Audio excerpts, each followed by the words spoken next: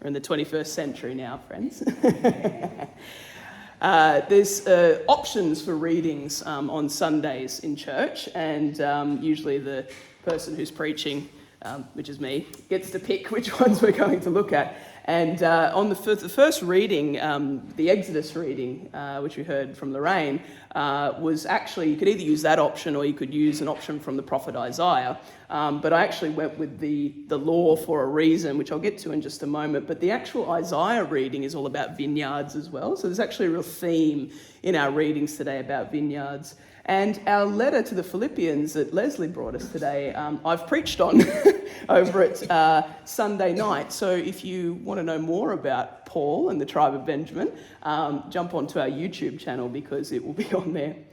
But on the surface today, when you've got that Exodus reading at the beginning and then the others coming after it that talk about vineyards, they don't seem to have a lot in common on the surface, but I actually picked them for a reason.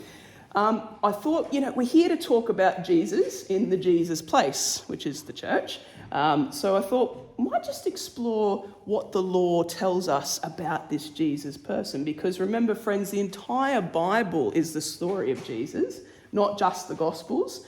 His story is told throughout the Bible. More on that on Bible Sunday, I promise. Now, we heard the 10 Commandments this morning. Read to us through the book of Exodus. And if you come to our 1662 service on Fridays, you will hear me recite the 10 Commandments in Elizabethan English. Thou shalt do no murder. It sounds very punitive. It's great fun. But it's got all the these and thys. It's really, really great. When the 1662 prayer book was written, or modified from the older ones, which we base our service here today on that particular prayer book, but it's obviously in modern English, the compilers of the prayer books that came before it and the 1662 version considered those commandments so important that they should be recited at every service. So they used to start the service by beginning, here are the 10 Commandments. Let's read them and know them.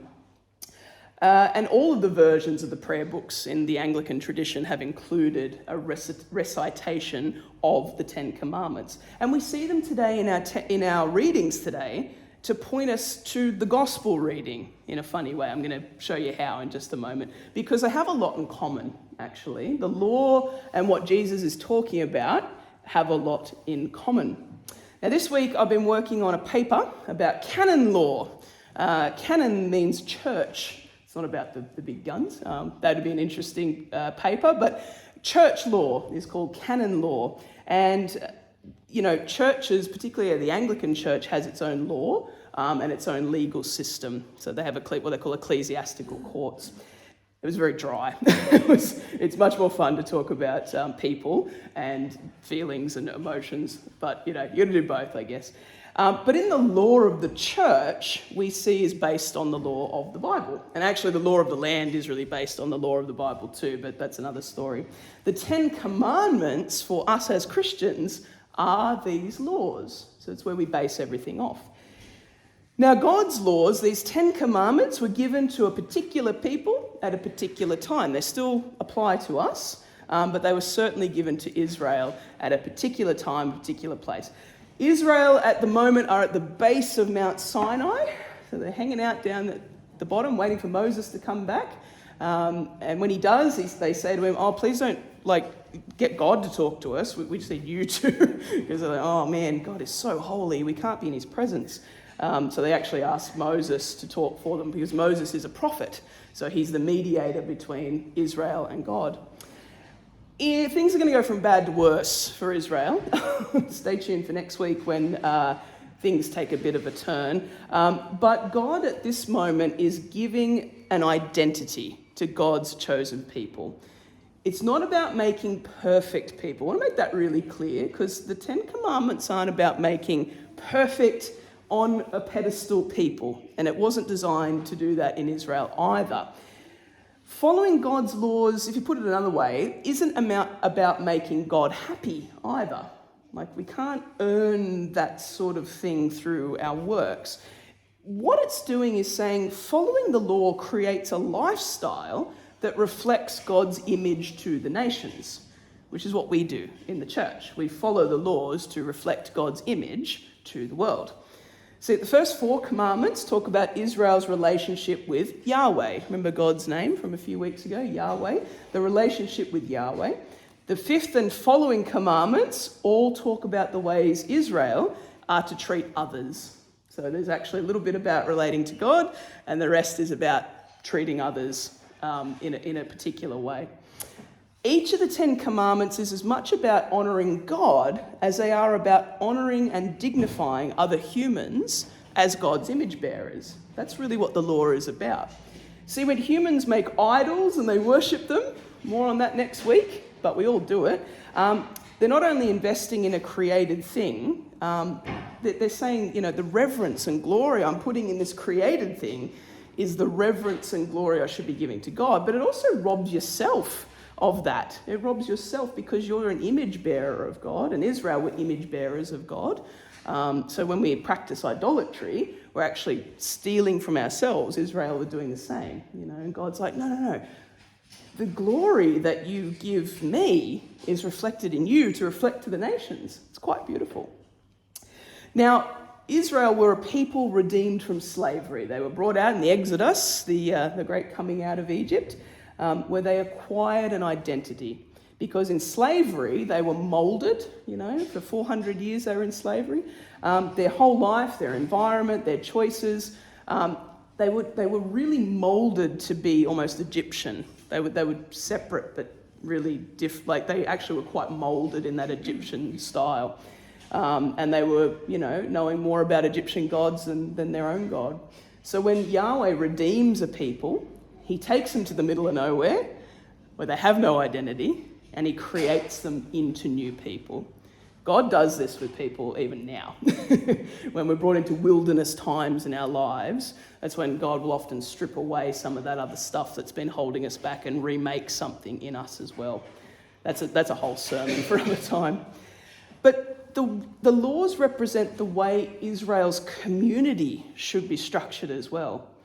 And that's what God does to us. Like I mentioned, he'll take us to these wilderness places sometimes and remake us, and it's not always pleasant. The Israelites didn't have a very pleasant experience, but it's called sanctification, and it's a process. Sanctification just means being made holy.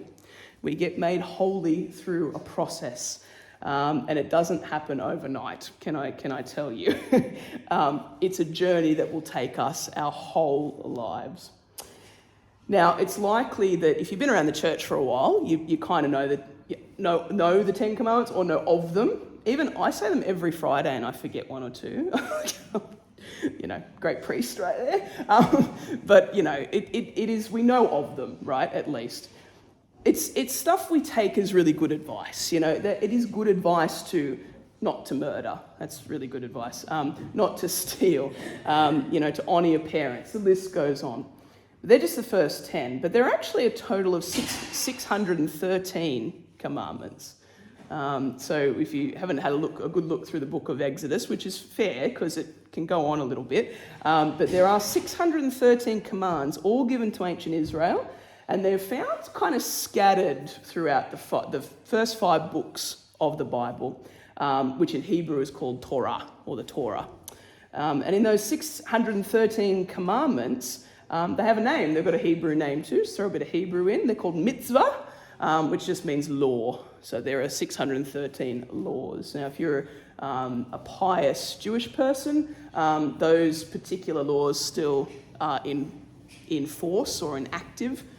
For those people. So when you're in Israel, you'll see that there's lots of different ways that people observe the Sabbath, because there's lots of different ways that you can be said to be working on the Sabbath and you want to avoid working on the Sabbath. So there's when I was there, all sorts of interesting ways people are able to do what they need to do, but without working on the Sabbath. It's really interesting. Now, if you go through the first 5 books of the Bible, you read through them all and you go, am I supposed to obey all of these or some? Which ones apply to me and which ones apply to ancient Israel? What's the purpose of this law? Because there's some weird laws in there. There's one about wearing mixed fibre clothing. Right? This chasuble is breaking one of those laws. So which one applies to us? More on that another time. But for us, really, the 10 Commandments are still very much in our new covenant, okay, as Christians. The book of Exodus has laws in it, and the first 5 books have laws in it, but they're about a story of how God is creating new kinds of people who are able to fully love God and fully love others. And when Jesus talks about the New Testament and the Old Testament, and he talks about it, he says, I'm here to bring all of that you've heard of to its fulfillment. You know, that's why I'm here, you guys, to fulfill the law. Because once the law is fulfilled, you know, that's the purpose of God's plan, that Israel fulfilled the law, but they couldn't do it because they're broken humans like us, you know. It's very, very normal not to be able to fulfill all the laws. Now, in your Bibles at home and on Bible Sunday, you'll see that the Old Testament is broken up into different sections. And a little bit after the book of Exodus, there's a section called the Prophets. And there's major and minor prophets. There's 15 books there. Ezekiel, Daniel, Jeremiah, they're what they call the major prophets. And then the minor prophets are people like Joel and Amos and Hosea. But anyway, these prophets talk about Israel and the law, their relationship to each other, because that's what Israel have. They have a relationship with God through the law. In Ezekiel, Ezekiel says if Israel was ever going to obey the law, God's Spirit would have to transform their hard hearts into soft hearts. And Jeremiah said that when obedience to God's commands wouldn't feel like a duty, that people would know that the law was written deep in their hearts. It felt like a joy to follow the law.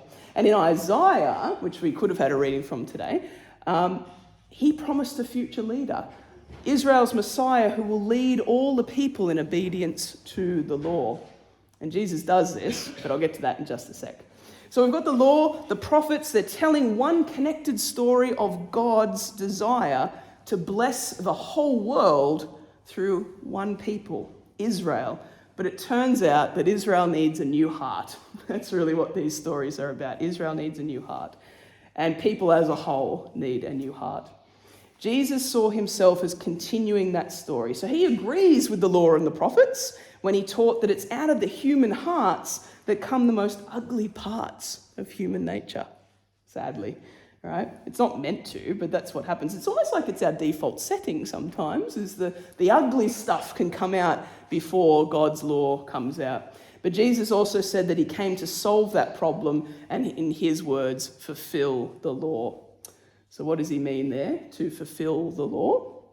Well, the great command is how we fulfill the law as Christians today, which is love God and love your neighbour as yourself. That's the fulfillment of the law. He says, on all of that hangs the law and the prophets. He also fulfills the law in another way, which is on the cross. But to love God and to love others seems pretty easy because we all want to love, right? We all want to, we desire to, we think we want to. But Jesus showed us how love is far more demanding than we realize. It actually demands something from us to love.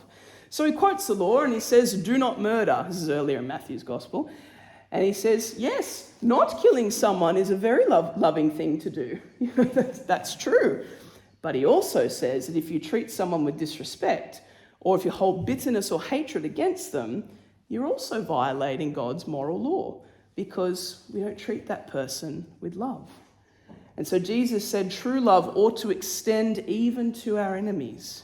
You know, it's a big demand to our enemies. Jesus showed us how our hearts are not currently equipped even to fulfill this basic command, right? We're just not equipped to do it, to love others, which sounds like a downer. You're like, oh man, you come to church today to feel like this. But here's the thing, friends. When Israel failed, Jesus brought the story to its fulfillment. As Israel's Messiah, he fully loved God and others. He showed all the nations what God is really like. And he did this through his acts of compassion. You know, if you read the scriptures, he's going around and healing people of their illness and sickness, loving others, and of course, loving his enemies even unto his own death. Because that's what happens on the cross. You know, Jesus is betrayed by his own people and he loves them even unto the unto his death. Forgive them, Father, they don't know what they're doing. That brings us to our gospel today. The parables are symbolic stories. They stand for something else, so we sometimes have to break them down. The parable of the landowner is a story about God and Israel. God and Israel. If you're out at St. Peter's in the paddock, we've been preaching through Mark's gospel. We went through this a couple of weeks ago. So if you were there, it's a bit of a refresher. But we see here parables, as I said, are stories that symbolize deeper things. So God and Israel. The landowner is God, the tenants are Israel, and the slaves that are sent there to get the payment are the prophets. And if you remember in the parable, they're not treated very well. A lot of them don't survive. And that is actually what happened to the prophets. Most of them were killed. They were not treated well by Israel because prophets tell the truth. And not everybody wants to hear the truth, right? And God, the landowner, says, all right, if I send my son, they'll respect him. And yet, sadly, we know that story didn't quite work out right either. Jesus was rejected by his people. They didn't see him as God's son. They didn't see him as the second person in that most holy Trinity. And look, friends, we're a bit like Israel too. That's why the stories are in there. It's not to demonize anybody. It's just to show us what we're like as well. Because we're the new Israel in the church. We do this too. It's okay. That's why we come to church, because we need Jesus. We need forgiveness, right? When God seeks to be near to us in fellowship with us, how often are we blind to it? I can honestly say, me, a lot of the time, and I'm running a church, right? So if I can be blind to it, everybody can be blind to it. We're all sinners. That's okay. If we remember why God gave the law to Israel in the first place, it was to do two things. To liberate them from physical slavery, that's true, but also slavery from something else, and that other thing is sin, the slavery of sin. Because sin is a form of slavery. The 10 Commandments we keep today stop us from becoming like the cruel taskmasters in Egypt that lorded it over the Israelites. You know, they keep us humble, they keep us loving God and neighbour as ourselves. So friends, as we finish up today in this message, I want to leave us with how we apply the 10 Commandments to our lives today. The 10 Commandments, we really want to make this clear, the 10 Commandments aren't there to make you feel guilty, okay, or to make you feel lesser in God's eyes. They are there for you and me and us as the church to find the fullness of a meaningful life that loves God and loves neighbour. That's what they're there for. They're not meant to kind of condemn us, although sometimes we can feel a bit guilty, but they're not meant to do that, okay? If you look at the 10 Commandments through different eyes, they're not a list of restrictions. They're a list of how we can be more intentional of love of God and love of neighbour, so how we do it with intention. Remember, friends, after his resurrection, Jesus told his followers that he would send God's Spirit, which is at Pentecost, to transform their hearts so that they could follow him and fulfill the purpose of the law, which is this. Remember the purpose of the law? Love God and love your neighbour as yourself. So friends, as you go forth this week, remember, like the Apostle Paul tells us in a different letter to the Romans, he says, the one who loves fulfills the law. Amen.